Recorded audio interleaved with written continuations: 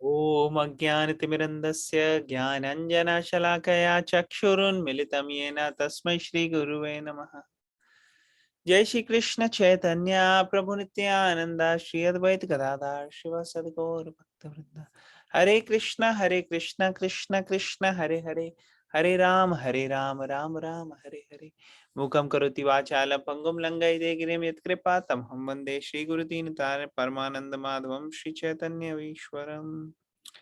Hare Krishna and welcome everyone. हम 8th chapter कर रहे हैं।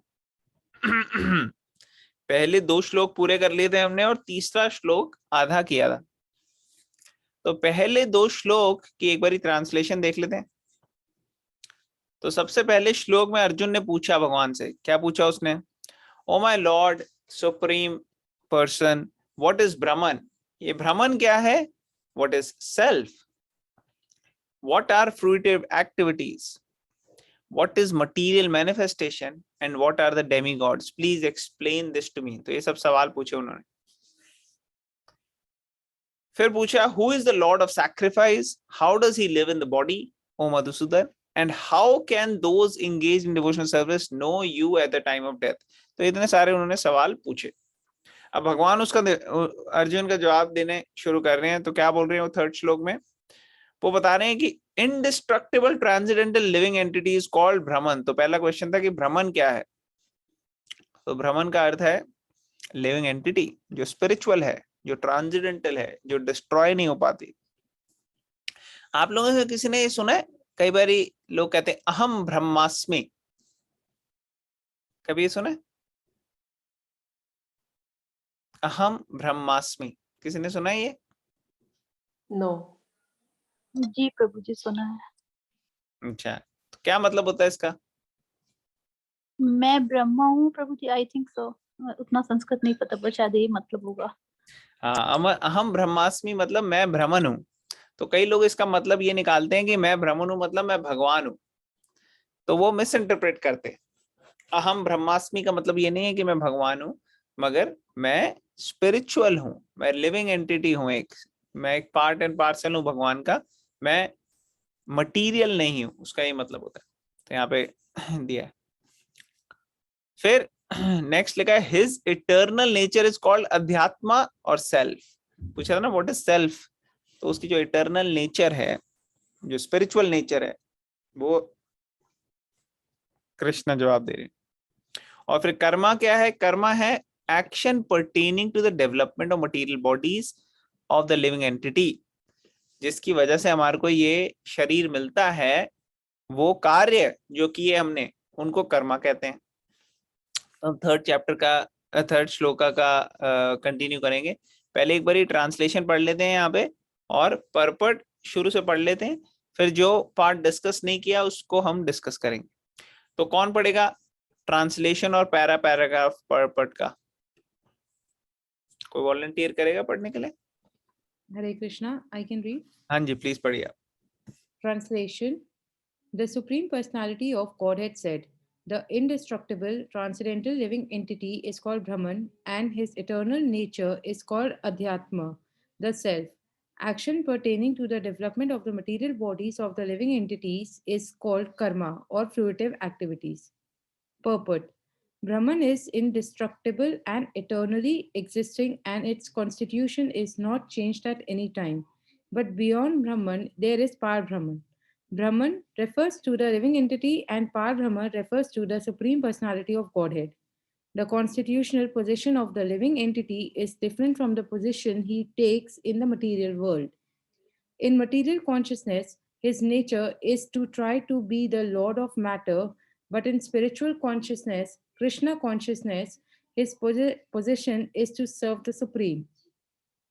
When the living entity is in material consciousness, he has to take on various bodies in the material world.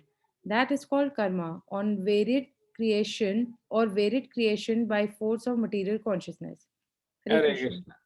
तो कल की discussion जिन जिनको याद है उनको ये सब समझ में आ गया होगा जितना हमने डिस्कस किया था कल।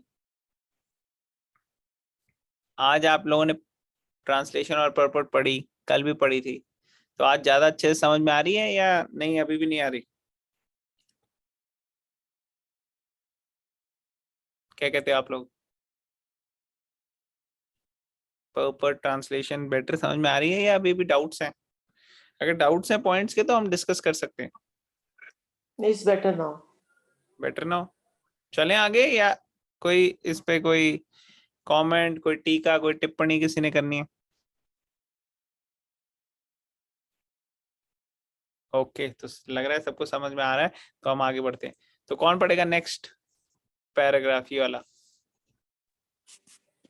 Yes, Prabhuji. हाँ पढ़िए माता जी please, thanks. Hare Krishna. In Vedic literature, the living entity is called Jivatma and Brahman, but he is never called Par-Brahman. The living entity, Jivatma, takes different positions. Sometimes he merges into the dark material nature and identifies himself with matter. And sometimes he identifies himself with the superior spiritual nature. Therefore, he is called the Supreme Lord's marginal energy. According to his identification with material or spiritual nature, he receives a material or spiritual body. In material nature, he may take a body from any of the 84 lakh species of life. But in spiritual nature, he has only one body. In material nature, he is manifested sometimes as a man, demigod, animal, beast, bird, etc. According to his karma, to attain material heavenly planets and enjoy their facilities, he sometimes performs sacrifices, yajna. But when his merit is exhausted, he returns to earth again in the form of a man, and this process is called karma. Hare Krishna, thank you. Hare Krishna. हाँ, तो जीव जो है वो भ्रमण है, और वो कभी पार ब्रह्मन नहीं बन सकता, और 84 लाख योनियों में वो भ्रमण करता है, और जिस तरीके से वो कर्म करता है उस तरीके से उसको नई शरीर मिलता है। और अगर वो अच्छे से यज्ञ करता है, भगवान की सेवा में लगता है, तो उसको धरती पे आने की जरूरत नहीं होती, नहीं तो वो फिर से धरती पे आता है। तो इसके ये दोनों तो हमने डिस्कस कर लिए थे। अब ये तीसरा श्लोक, लास्ट के 3 पैराग्राफ हमने डिस्कस नहीं किए थे। तो अगर पहले ये जो हमने ट्रांसलेशन और पहले 2 पैराग्राफ पढ़े हैं परपट के, इसमें से किसी का कोई क्वेश्चन है तो अभी आप पूछ सकते हैं, नहीं तो फिर हम आगे आगे बढ़ेंगे। हरे कृष्णा। हाँ हरे कृष्ण। एक वर्ड मीनिंग नहीं समझ आया, पैरा ब्रह्मन पर पार ब्रह्मन ब्रह्म मतलब के, हाँ वो जैसे भ्रमण है, भ्रमण मीन स्पिरिचुअल। स्पिरिचुअल के अंदर 2 हो सकते हैं, एक हो सकता है जीवा लिविंग एंटिटी, और एक हो सकता है भगवान। तो भगवान को पार ब्रह्मन कहते हैं, कि ब्रह्मन में भी जो सबसे ऊपर है वो पार ब्रह्मन है। ठीक है ना, समझ में आया? Yes, thank you. Thank you. Okay, और किसी का कोई क्वेश्चन?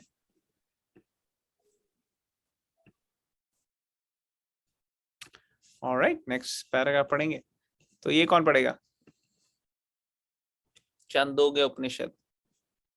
May I read? हाँ प्लीज पढ़ो आप। The Chandogya Upanishad describes the Vedic sacrificial process. On the sacrificial altar, 5 kinds of offerings are made into 5 kinds of fire. The 5 kinds of fire are conceived as the heavenly planets, clouds, the earth, man and woman. And the 5 kinds of sacrificial offerings are faith, the enjoyer on the moon, rain, grains and semen. Okay, Hare Krishna. तो यहाँ पे हमने कल stop किया था, इसको discuss नहीं किया था। अब छंदोग्य उपनिषद को यहाँ पे कोट किया गया है। तो उपनिषद जो होती है ना, कई बारी वो जिस तरीके से जिस लैंग्वेज में बोलती हैं वो काफी मीनिंग ना हिडन होते हैं। जब तक आपको प्रॉपर ट्रेनिंग नहीं, आप समझ नहीं सकोगे कि क्या है उसका मतलब। जब अब इसी पैराग्राफ का मतलब देख लो, इस पैराग्राफ का मतलब किसी को कुछ समझ में आया है आप लोगों में से? कौन एक्सप्लेन करेगा इस पैराग्राफ का मतलब?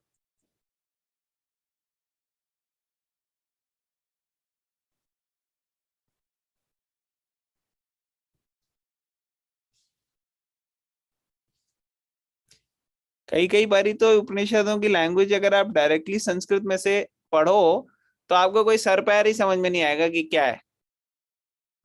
इसीलिए उपनिषद का मतलब होता है कि जो गुरु के सामने बैठ के समझना और सीखना, बिना उसके आप समझ नहीं सकते। तो कोई ट्राई करेगा इसका क्या मतलब है इस पैराग्राफ का?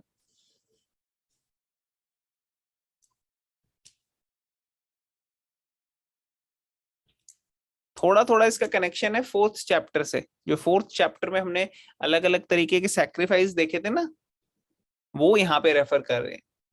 तो किसी को याद है फोर्थ चैप्टर में हमने क्या डिस्कस किया था सैक्रिफाइस के बारे में, यज्ञ के बारे में?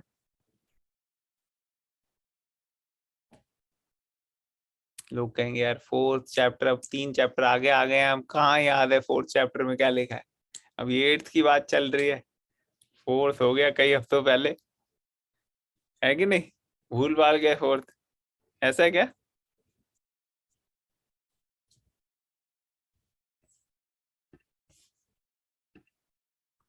तो बॉटम लाइन ये है कि सैक्रिफाइस या यज्ञ जब हम परफॉर्म करते हैं तो यज्ञ के लिए क्या क्या चीजें होती हैं। जब यज्ञ परफॉर्म करते हैं कोई यज्ञ, तो उसमें क्या होता है? जनरली यज्ञ से आपको क्या दिमाग में आता है? कोई कहता है कि हाँ जी हमारे घर यज्ञ है आज, तो क्या दिमाग में आएगा? घी, हाँ, तो यज्ञ के अंदर डालने के लिए जो आहुति होती है, घी हो गई एक, आग हो गई, फायर। अच्छा, हाँ फायर, फायर जरूरी है। यज्ञ, फायर सैक्रिफाइस को कहते हैं। यज्ञ कर रहे हैं तो हम कहते हैं हाँ जी हवन हो रहा है, होम हो रहा है, तो उसके अंदर अग्नि चाहिए।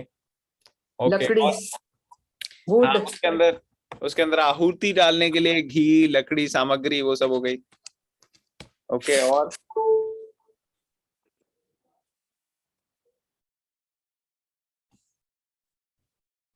और बताइए।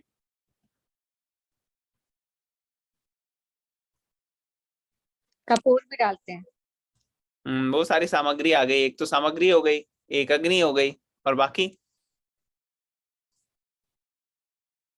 प्रभु जी वेदों जिनके का नाम घी से घी आहुति उच्चारण करने के लिए कोई, ब्राह्मण होते उच्चारण हैं। करने के लिए कोई हाँ, तो जो जो यज्ञ करने के लिए ब्राह्मण है और यजमान जो यज्ञ कर रहे हैं, ठीक है, वो हो गए। तो ये सारी चीजें जनरली जरूरी होती है ना यज्ञ करने के लिए। तो उसी तरह से अगर आपको याद है फोर्थ चैप्टर में क्या हमने डिस्कस किया था कि अर्जुन भी भूमि में, युद्ध भूमि में यज्ञ कर रहा है एक्चुअली। और उसके यज्ञ का क्या है, जो उसके यज्ञ में जो गांडीव है उसका, जिससे वो धनुष चला रहा है, वो तो हो गया जो स्पून यूज करते हैं जिससे हम घी लेते हैं और डालते हैं अग्नि में। और घी और अग्नि के अंदर डालने के लिए जो सामग्री है वो हो गई सारे कुरुज, सारे कुरुवंशी, उनको मार के अर्जुन। और किस में डाल रहा है उसको, उनको उनको डाल रहा है वो अग्नि का, क्या हो गई वो, मृत्यु, क्योंकि वो यज्ञ है ये। तो उसका एक एग्जाम्पल हुआ वो यज्ञ का, ठीक है ना। उसी तरीके से अलग अलग एग्जाम्पल दिए हुए थे फोर्थ चैप्टर में कि कैसे हियरिंग प्रोसेस भी एक यज्ञ है, और कान जो है वो अग्नि है, उसके अंदर डालो, हवन कुंड है वो, उसके अंदर डालो आप जो सुन रहे हो भगवत गीता के बारे में। तो ऐसे अलग अलग पॉइंट्स दिए हुए थे, उसमें दिया हुआ था ये भी और यहाँ पे भी बताया गया है कि कैसे अगर अग्नि अगली जनरेशन की प्रोजनी करनी है, अगली संतान उत्पत्ति के लिए, तो उसके लिए जो माता और पिता हैं जो बच्चे को जन्म देना चाहते हैं, तो उसके अंदर जो वो भी एक यज्ञ है। उसके लिए भी भगवान की क्या कहते हैं परमिशन लेके, और वो कॉन्शियसनेस में अगर हम जाएंगे तो बहुत ही अच्छा हमारा कृष्णा कॉन्शियस नेक्स्ट लाइफ को हम कर सकते हैं, ला सकते हैं। तो उसके लिए जो यहाँ पे लिखा है ना सीमेन, वो हो गया आप जो आहुति डाल रही हो, उसके अंदर। तो ये अलग अलग तरीके से बता रहे हैं कि कैसे अलग अलग प्रोसेसेस यज्ञ की तरह हो सकती है। जैसे क्लाउड्स हो गए, वो बारिश दे रहे हैं और वो किस में जा रही है, वो यज्ञ है जो धरती पे जा रही है। और धरती से क्या आएगा, धरती से ग्रेन्स आएंगे जब वो निकलेंगे। तो ये अलग अलग तरीके के सैक्रिफाइसेस के बारे में चांदोग्य उपनिषद को प्रभुपाद यहाँ पे ला रहे हैं, बता रहे हैं। समझ में आ रहा है थोड़ा थोड़ा किसी को?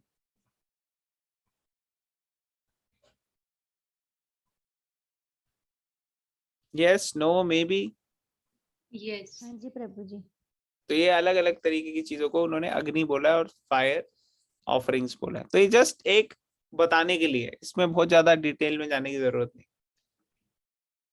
ठीक है, नेक्स्ट पैराग्राफ पढ़ेंगे। कौन पढ़ेगा next?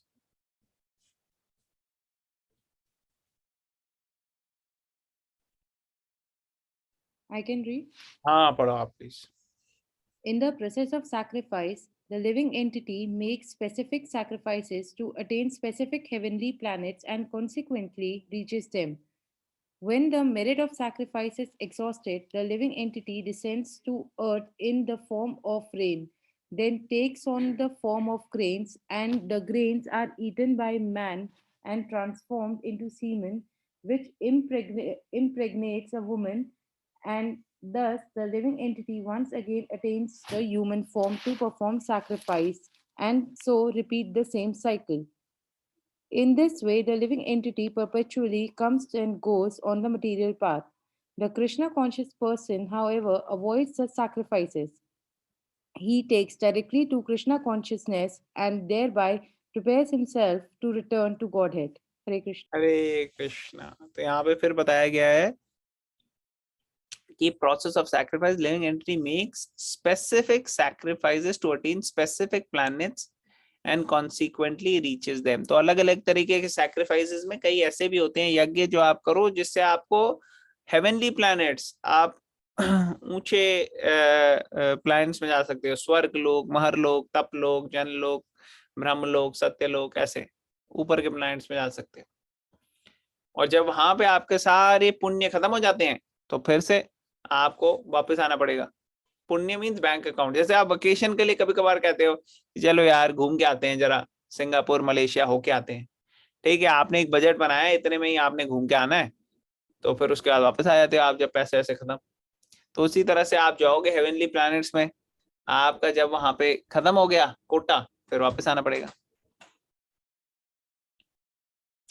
then takes on the form of grains, and grains are eaten by man transformed into semen। तो ऐसे यहाँ पे भी बताया गया है कि कैसे जो है जीव कई बारी रेन के माध्यम से पानी से आ जाते हैं और वो धीरे धीरे ग्रेन्स में, और ग्रेन से ट्रांसफॉर्म, फिर सीमेन, फिर इम्प्रेग्नेट होते हैं, और फिर ऐसे साइकिल चलती है। तो एक तरीके का वो बताया है। And thus the living entity once again attains the human form to perform sacrifice and so repeat the same cycle। तो जब ह्यूमन फॉर्म मिला किसी को तो फिर उसको सैक्रिफाइस परफॉर्म करना है। अब डिपेंड करता है वो कैसा सैक्रिफाइस परफॉर्म करते हैं, उसके बेसिस पे उनको नेक्स्ट उनका फ्यूचर डिटरमाइन होगा। In this way the living entity perpetually comes and goes on the material path। Krishna conscious person तो ऐसे ही ऊपर नीचे होते जाएंगे। कभी आप बहुत पुण्य करोगे तो ऊपर के लोकों में चले जाओगे, कभी आप नहीं करोगे तो आप दूसरे शरीर में चले जाओगे, पाताल लोक में भी जा सकते हो आप क्या कहते हैं जानवर की योनि में भी जा सकते हो। लेकिन अगर आप अच्छे कर्म करोगे तो आप स्वर्ग में भी जा सकते हो, देवी देवता भी बन सकते हो आप। लेकिन जो कृष्णा कॉन्शियस व्यक्ति है वो इन चक्कर में पड़ता नहीं है कि मुझे ये करना है यज्ञ या इस तरीके के पुण्य काम करने हैं, ये करना है। वो भगवान की सेवा में लगता है और उसको फिर ना नरक मिलता है ना स्वर्ग मिलता है, वो सीधा भगवान के धाम में पहुंच जाता है। तो ये प्रोसेस जो है ये हाईएस्ट है, takes directly to Krishna consciousness, thereby prepare himself to return to Godhead. तो चॉइस हमारी, हमारे को क्या करना है। अभी हम बहुत ज्यादा ना दूसरी चीजों से, दूसरे हैबिट से बंधे हुए हैं, तो वही करते रहते हैं। लेकिन अगर हम थोड़ा थोड़ा प्रैक्टिस करें और फिर थोड़ा थोड़ा करते करते ज्यादा प्रैक्टिस करें और हैबिट बना लें कि कैसे भगवान की सेवा में लगना है, भगवान का नाम लेना है, हरे कृष्णा कृष्ण कृष्ण हरे हरे, हरे राम राम राम हरे हरे। भगवत गीता और ऐसे बुक्स को अच्छे से पढ़ना है, स्टडी करना है, सिर्फ ऐसे सुपरफिशियली काम चलाने के लिए नहीं कर देना, उसको अच्छे से स्टडी करना है, अपनी लाइफ में इम्प्लीमेंट करना है। भगवान को एक फ्लावर भी ऑफर करें हम रोज, एक फल भी ऑफर करो आप, थोड़ा सा पानी भी ऑफर करो, तो आप कितनी स्पिरिचुअल एडवांसमेंट कर सकते हो अपनी लाइफ में। दिया भी ऑफर करो थोड़ा सा, अगर आप भगवान को कोई पत्ता भी ऑफर करो, ऐसे भगवान खुश हो जाते हैं। तो आप स्पिरिचुअल एडवांसमेंट गेन कर सकते हो धीरे धीरे। ठीक है, चलें आगे। Hare Krishna. Hare Krishna. I have a question और रियलाइजेशन, आप बताइए हाँ अगर जी। सही हो तो। जैसे इसमें ये साइकिल बोला है कि जो कृष्णा कॉन्शियस पर्सन होता है वो इस साइकिल से मतलब अवे होता है और डायरेक्टली उसमें जाता है। तो हाँ देन अगर सभी लोग जैसे इस साइकिल को छोड़ ही देंगे, then how will the human life मतलब इवॉल्व ऑन अर्थ, फिर अर्थ पे रह क्या जाएगा? हाँ, तो ये गुड क्वेश्चन है। देखो, हमें सबसे पहले ये समझना है कि ये अर्थ, ये क्रिएशन जो है, it is like a hospital. अगर हॉस्पिटल में आप देखो मरीज सब ठीक हो रहे हैं, इलाज होके उनका बाहर जा रहे हैं, तो आप कभी ये क्वेश्चन करते हो, अरे यार इतने डॉक्टर इतने मरीजों का ट्रीटमेंट कर रहे हैं, अगर सारे मरीज ठीक हो गए और चले गए तो हॉस्पिटल का क्या होगा? कौन यहाँ पे चलाएगा हॉस्पिटल को? ऐसे कभी आपके दिमाग में आया क्वेश्चन? नहीं, और अब मुझे याद आ गया हॉस्पिटल के एग्जाम्पल से, आपने बताया हुआ है ये चीज एक बार। हाँ, हमने पहले डिस्कस किया। Yes. एक्चुअली क्या है कि हम हॉस्पिटल में रहने की इतनी आदत हो गई है हमें कि हमको लगता है कि हॉस्पिटल ही है, सब लेना देना सारा यही हॉस्पिटल के अंदर ही है, इसके बाहर की कोई है नहीं लाइफ। लेकिन एक्चुअली हॉस्पिटल में तो सिर्फ थोड़े से लोग हैं जो बीमार हैं। जब आप भगवान के धाम में जाओगे वो असली लाइफ है, वहां पे आपकी असली लाइफ चलेगी। उसी तरह से एक और एग्जांपल आता है जेल का। जेल में कई सारे कैदी हैं, उनको रिफॉर्मेशन हो रहा है, लोग आके बताते हैं, उनको ट्रेनिंग होती है उनकी कि कैसे आपको ठीक से लाइफ जीनी है। तो कोई क्वेश्चन करे, अरे यार सभी ठीक हो गए अगर, तो ये जेल का क्या होगा? जेल कैसे सरवाइव करेगा? अगर मान लो चोरी डकैती कत्ल रेप ये सब हमने बंद कर दिए, तो कौन चल मेंटेन करेगा जेल को? कुछ तो कैदी होने चाहिए कि नहीं? ऐसा कभी सवाल आया आपके मन में? हाँ नहीं आया ना? जी, हाँ जी। हाँ, क्योंकि वो जेल में रहना या हॉस्पिटल में रहना वो नॉर्मल स्थिति नहीं है। वो हमारी हैबिट्स की वजह से हम फंस गए जेल में या हॉस्पिटल में, लेकिन नॉर्मल स्थिति है उसके बाहर। उसी तरीके से नॉर्मल लाइफ जो है वो यहाँ पे नहीं है। यहाँ पे तो हमारे को बहुत सफरिंग है हर स्टेप पे। हमारे शरीर जो है उससे हमारे को कोई थोड़ी थोड़ी इंजॉयमेंट मिलती है, लेकिन उसके बाद बहुत सारी सफरिंग भी आती है। तो इसलिए बेटर है कि हम अपनी स्पिरिचुअल बॉडी में रहें और ये मटेरियल बॉडी ना लेनी पड़े। Does it answer your question? Yes, very good, but very then good question. Another question arises, then अगर जब यही होना था तो फिर ह्यूमन फॉर्म अराइज ही क्यों हुआ, मतलब बना। हाँ, तो जैसे अगर यही होना था तो हॉस्पिटल क्यों बनाया? हॉस्पिटल इसलिए बनाया क्योंकि हमने बीमारी ली, हमने अपने बॉडी का ध्यान नहीं रखा, और उस वजह से क्या हो गया, हम बीमार हो गए। मान लो कुछ गंदा पानी था वो नहीं पीना चाहिए था, हमने पी लिया, और अब हमारे को हो गया जॉन्डिस हो गया, अब हमें तो हमें जाना पड़ा हॉस्पिटल में, रहना पड़ा थोड़े दिन। तो उसी तरीके से हमारी जो टेंडेंसी थी वो एक्चुअली भगवान की सेवा में थी, लेकिन हमने कहा नहीं, हम इंडिविजुअल खुद हम एंजॉय होंगे। हम अपना ऐसी जगह चाहते हैं जहां हम ही सेंटर में हो, जहां पे हम हमारे इर्द गिर्द सब कुछ घूमे। आप देखोगे अपनी लाइफ में कि जितने भी लोग हैं ज्यादातर लोग अपने आप को सेंटर में मानना चाहते हैं, इसीलिए हम डिससेटिस्फाइड रहते हैं। क्योंकि कोई भी अगर हमारे को सेंटर में नहीं रखता या हमारी फीलिंग्स को नहीं ध्यान में रखता या किसी तरीके से ऐसे बिहेव नहीं करता जो हमारे लिए हमारे को ठीक लगे, तो हमें बड़ा बुरा लग जाता है, हमें इंसल्टेड फील होता है, हमें लगता है ले ऐसे क्यों नहीं ये बिहेव कर रहा है, ये कर रही। तो ये क्या है कि हमारी सेंटर में हम अपने आप को रखना चाहते हैं। ये मेंटालिटी की वजह से जो फॉल्स ईगो है, जो फॉल्स आइडेंटिफिकेशन है हमारी इस शरीर से कि मैं ये पर्टिकुलर हूँ, नाम है मेरा, ये मैं लड़का हूँ या लड़की हूँ, या मैं इस पर्टिकुलर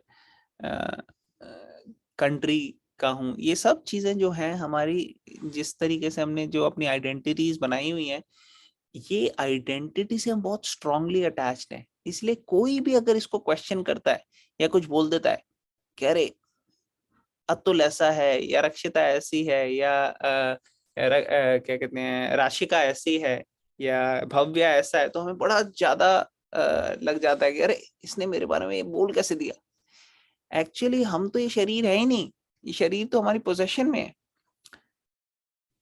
तो क्योंकि हम अपने आप को सेंटर में रखना चाहते थे और भगवान की सेवा में लगने में इतना ज्यादा इंटरेस्टेड नहीं थे, इसलिए हमारे को भगवान की सेवा की जगह ये एक शरीर मिला कि इसमें हम अपने आप को सेंटर में रखने की कोशिश कर सकते हैं। जैसे एक बार आपने एग्जांपल सुना होगा, एक बच्चा है, बच्ची है, उसको कुकिंग करनी है, तो मम्मी के पास आती है कुकिंग करनी है भाई मुझे, लेकिन उसका हाथ जल जाएंगे अगर वो गैस के पास आएगी। तो मम्मी ने उसको किचन सेट ले दिया, तो ठीक है किचन सेट में वो कुकिंग कर रही है अपने आराम से, लेकिन जब बाद में भूख लगेगी तो मम्मी के पास ही आएगी कि नहीं मेरे को दो आप।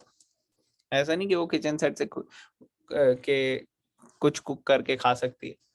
उसी तरह से हमको एक ये किचन सेट दिया हुआ है जहाँ पे हम अपने आप को सेंटर बना के चल सकते हैं, लेकिन इससे हमें खुशी मिल नहीं रही। तो अब हम फिर से भगवान के पास जाते हैं कि भगवान मुझे खुशी चाहिए, तो फिर भगवान हमारे को रियल खुशी देते हैं।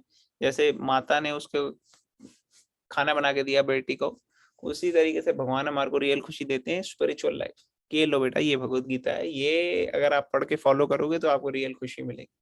और जब हम वो फॉलो करते हैं, कई सारे हैं जो लोग प्योर तरीके से फॉलो करते हैं, हम तो अभी शुरुआत की स्टेज में, लेकिन जो प्योर तरीके से जो इसमें लगे हुए हैं उनको संतुष्टि मिली है, उन्होंने इसको टेस्ट किया है अच्छे से, टेस्ट करके उनको पता लगा अरे असली रस तो इसमें, हम कहाँ पे फंस गए।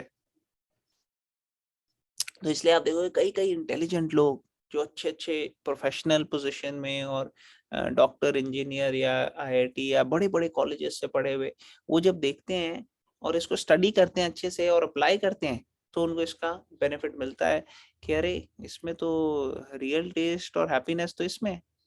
तो फिर उसकी जो मटेरियल एस्पेक्ट है वो ऑटोमेटिकली वो ट्रांसफॉर्म करते हैं कि कैसे इसको स्पिरिचुअल लाइफ में लगाया जाए। समझ में आ रहा है? हाँ जी। तो ह्यूमन लाइफ हमारे को इसीलिए दी गई है ताकि हम ये भगवत गीता को समझ सकें, परफेक्ट कर सकें और वापस जा सकें। ये सब क्लियर हो गया सारा।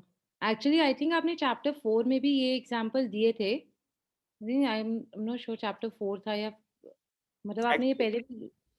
एक्चुअली ये चीजें ऐसी हैं, बार बार रिव्यू करने वाली हैं, वरना हमारे आसपास इतनी दूसरी चीजें होती हैं कि हम भूल जाते हैं, है कि नहीं? Yes. But very good question. और किसी का कोई क्वेश्चन इससे रिलेटेड या कहीं और से रिलेटेड? अतुल अतुल हरे हाँ जी, कृष्णा। हरे कृष्ण। कभी ऐसा टाइम आएगा कि जब कोई भी गलत काम ना हो इस पृथ्वी में, ऐसा भी टाइम आता है? कभी ऐसा टाइम होता है कि कोई भी गलत काम ना हो? जनरली सतयुग में ऐसा होता है। सतयुग में ऐसा होता है कि गलत काम नहीं करते। सतयुग में लोगों को बोलने की जरूरत नहीं होती कि आप भगवान को याद करो, क्योंकि जनरली मेजॉरिटी पार्ट ऑफ सतयुग लोग ऐसे होते हैं जो मेडिटेट करते हैं भगवान पे और पूरा टाइम लगाते हैं। लोगों की आयु भी बहुत ज्यादा होती है, तो वो साइकिल में चलता रहता है। बट सतयुग में भी तो अधर्मी और डीमंस वगैरह होते हैं, जैसे कहते हैं ना स्वर्गलोक में भी देवता और दानवों में लड़ाई वगैरह होती थी, पुराणों में भी इसका वो जिक्र है। हाँ बिल्कुल ठीक, कई बार ऐसा होता है कि सतयुग में भी हो जाता है प्रॉब्लम, लेकिन जनरली सतयुग में क्या कहते हैं, ऐसा नहीं है कि वो थोड़ा टाइम कभी कभार होता है ऐसा, but it doesn't stay for long. ठीक है ना? जैसे प्रहलाद महाराज, हिरण्यकश्यप का भी आता है कि हाँ, सीता हरण हुआ, ये सब तो सतयुग में ही हुआ था ना? ये त्रेता नहीं, युग में, सीताहरण त्रेता युग में था। अच्छा, त्रेता युग में था। त्रेता युग में। लेकिन राक्षसों की कमी नहीं है, हर युग में आते हैं, हर एक क्या कहते हैं युग में ऐसे लोग होते हैं, बट जरूरी नहीं है कि वो थ्रू आउट रहे, थोड़े थोड़े टाइम के लिए होता है ऐसा। और बताइए। बट हर युग में जैसे सतयुग हो, त्रेता युग हो, द्वापर युग हो, सब युगों में यही हमारा वो था मेन, क्या कहते हैं उसे, लेसन जो था कि धर्म का हमेशा मतलब फॉल होता है और धर्म नाश ही, होता है। हाँ, नाश होता है और धर्म ही हमेशा वो सस्टेन करता है। इसी वजह से मतलब रावण की भी डेथ हुई थी, इसी वजह से महाभारत का भी युग हुआ था। बट फिर हमने हर युग में ये होता है, तो हम अगले वाले युग में हमने सीखा क्या है? Because Mahabharata and Bhagavad Gita is the like main example Dwapara Yuga का, कलयुग से शुरू होने से पहले, कि जैसे द्रौपदी का चीरहरण हुआ था तो उसी वजह से ही ये महाभारत हुआ था। बट फिर भी आज की डेट में भी देखिए, कलयुग में भी क्या लेसन हमने द्वापर युग से लर्न करा है? क्योंकि वो करेक्ट। कहते हैं ना ये महाभारत है, ये महाभारत नहीं, ये धर्म युद्ध है, धर्म की विजय के लिए। बट लेकिन धर्म की तो फिर भी देखा जाए एक किस्म से मतलब फेलियर ही हुआ ये भी। हाँ, तो ये बहुत अच्छी बात है कि लोगों ने क्या सीखा है। प्रॉब्लम क्या है कि लोग पढ़ेंगे तो सीखेंगे ना, लोगों को तो पता ही नहीं है कि क्या है महाभारत, क्या है उसमें, क्योंकि वो सोच रहे हैं कि हम कहाँ से पैसा बना लें, थोड़े मजे कर लें, इधर उधर खाओ पियो ऐश करो मित्रों, ये कर लें। तो उस चक्कर में क्या है कि लोगों को ज्यादा पता ही नहीं है। सबक तो तब लेंगे ना जब सीखेंगे। तो इसलिए बहुत जरूरी है कि आज की जनरेशन सीरियसली ले इस बात को। जो अंग्रेजों ने एक गलत आइडिया दिया, जो कि पहले हमारी 2 जनरेशन वो भी यही आइडिया लेके चल रही हैं। क्या आइडिया लेके चल रही हैं? वो सोच रहे हैं कि जो इंडियन कल्चर है, वैदिक कल्चर, वो तो पुराना है। कोई अगर धोती कुर्ता पहन के घूम रहा है तो बिल्कुल इंफीरियर समझते हैं उसको। वो सोचते हैं कि ये जो पैंट शर्ट में है या फिर जो इंग्लिश बोल रहा है, वो उनको लगता है हाँ ये बेटर है बंदा। और ये गलत धारणा है। जो कोई भगवत गीता पढ़ता है उसको लोग ऐसी नजर से देखते हैं जैसे पता नहीं क्या उसने कोई पाप कर लिया हो। तो ये प्रवृत्ति जो लोगों की है, ये it is because of ignorance, it is because of them being uneducated. लोगों में एजुकेशन नहीं है शास्त्रों के बारे में। तो इसलिए आज की जो इंटेलिजेंट जनरेशन है उनको ये सीरियसली लेना चाहिए। आप लोग सबको ये सीरियसली लेना चाहिए और पढ़ना चाहिए इसको। स्टडी सिर्फ ये नहीं कि 1 घंटा जो हम कर रहे हैं, आधा घंटा, इसके अलावा भी आप घर में थोड़ा इसको स्टडी कीजिए रेगुलरली। इसको ऐसे ऐसे बहुत सारे वीडियोस हैं, ऐसे बड़े सारे कोर्सेज हैं भगवत गीता के ऊपर जो इस्कॉन और ऐसे ऑर्गेनाइजेशंस ने स्टार्ट किए। तो आप उनको सुनिए, उनसे आपको क्लियर होंगे आपके कॉन्सेप्ट, आपको पता लगेगा कि कैसे इसमें इतनी जरूरत है कि इंटेलिजेंट लोग जो है वो इसको समझें, इससे सीख ले और बाकियों को सीख दें। लोग तो जनरली वही देखते हैं, करते हैं जो लीडर्स फॉलो करते हैं। किसी ने अपना लीडर बना लिया किसी फिल्म स्टार को, किसी ने किसी को स्पोर्ट्स मैन को लीडर बना लिया, किसी ने पॉलिटिशियन को लीडर बना लिया और उन्हीं को फॉलो करते हैं। या फिर कोई सक्सेसफुल पर्सन, कोई कहीं का बहुत बड़ा सीईओ या कहीं कहीं डायरेक्टर हो, तो उनको लोग देख के फॉलो करते हैं। तो आप लोग अपने अपने लेवल में देख सकते हो आपके जो इन्फ्लुएंसेस हैं। बच्चों के लिए माँ बाप होते हैं लीडर, फ्रेंड्स के लिए फ्रेंड्स हो सकते हैं। तो इस तरीके से हमें अपनी लाइफ गवर्न करनी है कि हम भगवान और भगवत गीता को सेंटर में लगा के और लोगों को एक अच्छा मार्गदर्शन कर सके, तभी लोगों को सीख मिलेगी। नहीं तो लोगों को कैसे सीख मिलेगी? जो पुराने युगों में हुआ है वो लोगों को पता ही नहीं है, तो कैसे वो सीख लेंगे उससे? Does it make sense? Yes, and हम तो पूरा अपना इंडिया में जब सब कुछ जैसे हुआ है, इंडियंस ही अपने कल्चर को इतना डिग्रेड करते हैं और खुद ही उनको मिथ मिथ कहते हैं कि ये सब तो कुछ है नहीं, काल्पनिक है। एंड कॉन्ट्ररी जो यूएस में है वो इंडियन लाइफस्टाइल अब ज्यादा अपना रहे हैं I think.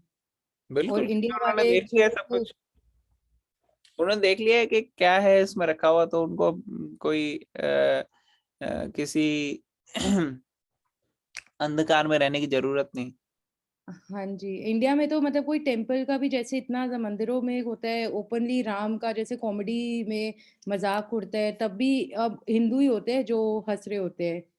It is like lack of knowledge कि हिंदू ही हिंदू पे, अपने ही उस पे धर्म पे हंस रहे हैं सारा।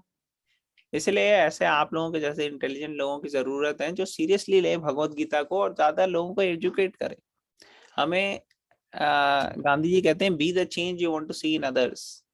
तो अगर हम अच्छे से सीरियसली पढ़ेंगे तो उससे काफी ट्रांसफॉर्मेशन हो जाएगी बाकियों के लिए।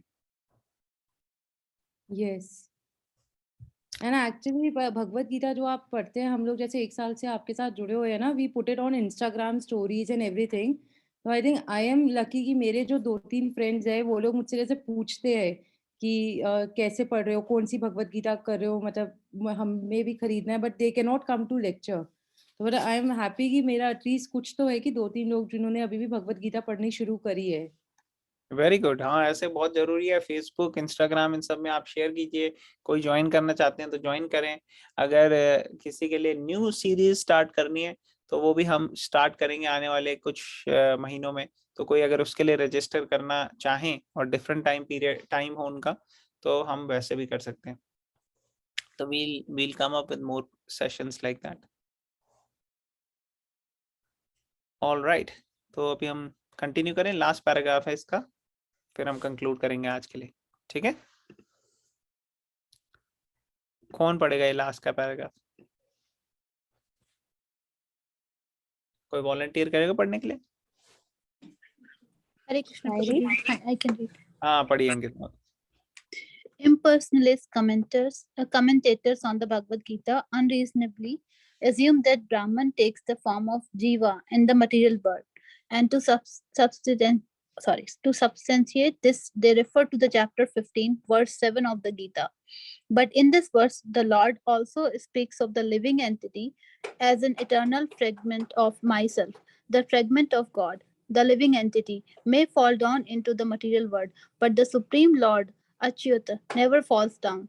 Therefore, this assumption that the Supreme Brahman assumes the form of Jiva is not acceptable. It is important to remember that in Vedic literature, Brahman, the living entity, is distinguished from Parbrahma, the Supreme Lord. Hare Krishna. हरे कृष्णा। तो यहाँ पे प्रभुपाद यही बता रहे हैं कि कई लोग जो भगवत गीता को ठीक से नहीं जानते, वो डिस्टॉर्ट भी करते हैं कुछ कुछ श्लोका को। और वो यहाँ पे बता रहे हैं कि रेफरेंस देते हैं भगवत गीता के 15वें चैप्टर के 7वें श्लोक का। तो 15वें चैप्टर का 7वां श्लोक है, ममे वांशो जीव लोके जीव भूता सनातना मनः षष्ठानि इंद्रियाणि प्रकृति स्थानि कर्षति। आई थिंक दैट्स द श्लोक, लेट मी थिंक। तो उसमें क्या है, उसमें ये बताया गया है, प्रभुपाद यहाँ पे कह रहे हैं कि जीव जो है, लिविंग एंटिटी जो है, वो भगवान का अंश है, part and parcel of Krishna. My eternal fragmental parts भगवान के अंश हैं।